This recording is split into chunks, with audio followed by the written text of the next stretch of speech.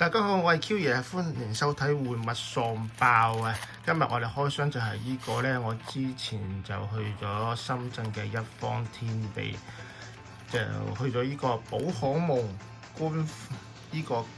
官方級喺道館場啊，就買咗啲散包翻嚟，買咗呢個收集151聚呢個散包啦，有15包啦，咁我一陣間同大家開箱，同埋呢個利刃萬聖硬幣套裝啊，因為佢呢個咧佢呢個利刃套裝就係、今年1月16號嗰時已經發售啦，所以我見到佢呢個硬幣套裝，我想買嚟開下睇下佢，因為我見到佢嗰啲硬幣都幾靚，所以我想開嚟，所以買咗2包翻嚟開下，同埋仲買咗個遊歷收藏呢個周邊禮盒啦，入邊應該有緊貴嗰啲卡包開嘅。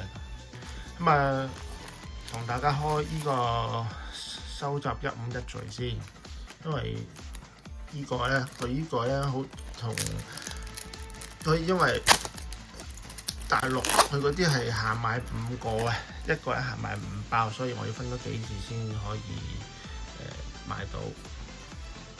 咁啊，睇下喺呢個寶可夢官方道館場買嗰啲卡包會唔會出奇蹟啦？好似日本咁啦，散包出奇蹟咁啊！我覺得係幾抵嘅，一包都係十蚊。咁你如果買15包，等於買咗1盒，即係我買咗都係呢度散包15包都係85蚊度。所以我覺得喺呢個寶可夢個道館場買咧都幾抵嘅，幾抵買開嘅。再睇下呢類優，我睇下喺呢個深圳嘅道館場，寶可夢道館場，睇下會唔會散包出奇蹟咧？就因為大家都知簡中係冇保底嘅，佢唔似日版咁樣有爆配啊，有保底咁啊，簡中完全係冇保底，係得一張值錢嘅啫，就係佢嗰張比卡超嗰張 AR 啦，好叻！因為我自己開簡中就唔多，即係之前開咗3盒嘅簡中，2盒嗰個寶可食嘅月衣同埋呢個緊貴，跟住之後都冇開過啦，因為覺得簡中中嘅機率實在太低，因為佢本身係冇保底，佢又冇爆配，係得一張獨佔，有一張百變怪啦，簡中嘅百變怪。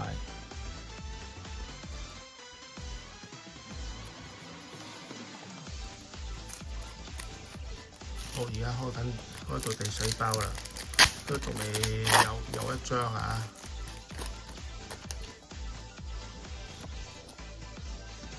好，喇叭快拳羅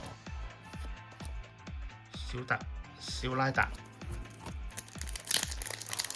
因為我間中我覺得自己開咧就一定唔中嘅，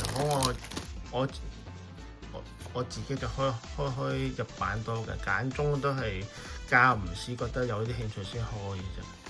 其實我對簡中嘅興趣就唔係話特別大，不過係想中佢嗰張獨佔嗰張比卡超嘅啫。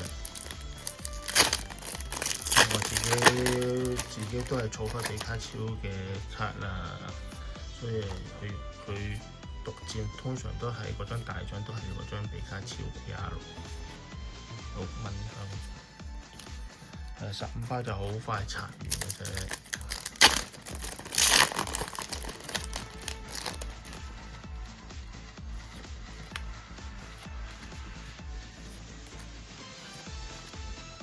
好啦，開到嚟，你哋幾包開到嚟？而家開咗4、5、6、7包啦。暫時都仲未見到有張全圖樣，換丁、摩羅和火衣布，好。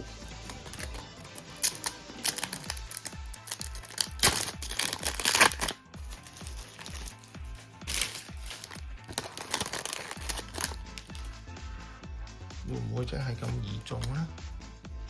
會唔會或者係散包，好似日本嘅寶可夢聲頭會中。咦，咁咪有張色違嘅比比鳥喎，嗰張比比鳥。因為簡中我始終都唔係太熟啊，即係我通常留意佢嗰張最貴嗰張比卡超。好，妙蛙草，喵喵，蛋，好，鐮刀，好難開。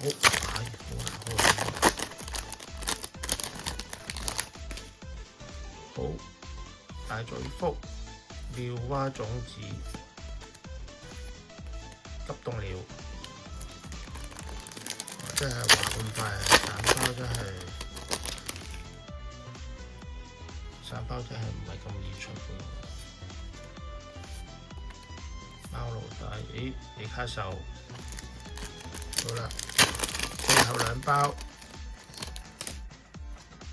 真係咁難中，一張都冇。火衣布，好 ，last pet magic 啦。睇下中唔中啊？可能係真係服啊！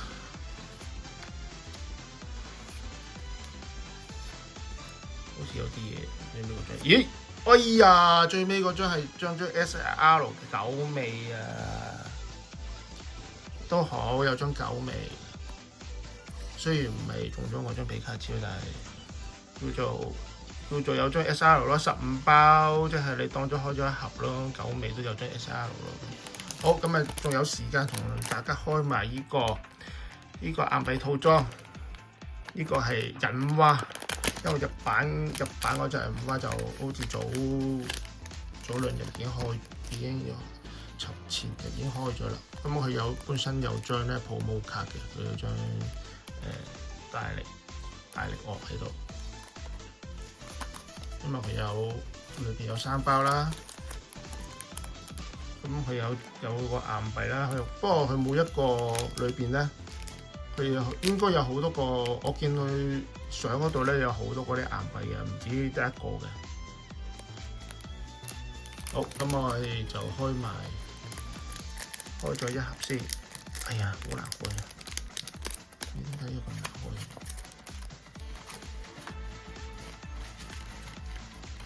因為我見佢嗰個硬幣套裝都幾靚，所以我先至想買2包嚟試下開嚟睇下係咩。咦，第一張有菲克提拉，咦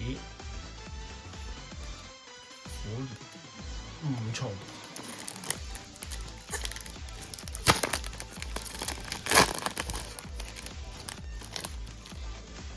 跟住泡沫栗鼠。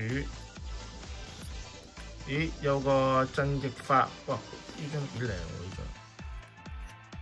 跟住巨人啦，再開埋呢包。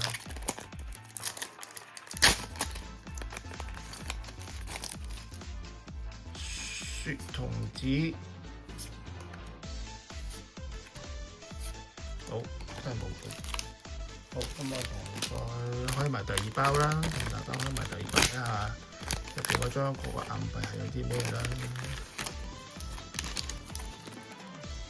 哦，呢隻，哇！呢個圖睇唔到係咩怪？大家知唔知道呢個係咩啊？係咩怪啊？咦，佢又再送咗張 promo 卡個波盪水啊！英靈就〜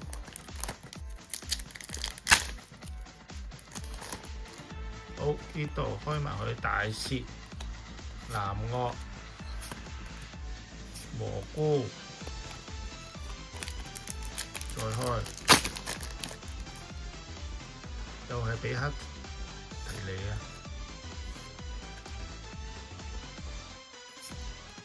都係冇噃，人造，再開埋呢包，再睇一睇。哇！係一張 SR 都冇喎，係冇。最尾嘅成績咧，咁就開到一張151個散包序咧，就開咗一張狗尾嘅 SR 啦，一張百變怪同埋一張食魂嘅比比鳥啦。咁啊，成績都算唔錯噶啦，散包嚟講。好啦，今日開箱到呢度為止，咁下次再同大家大家想開咩卡包就留言同話俾我聽，熟開就下次同大家再開其他卡包啦。好，再見。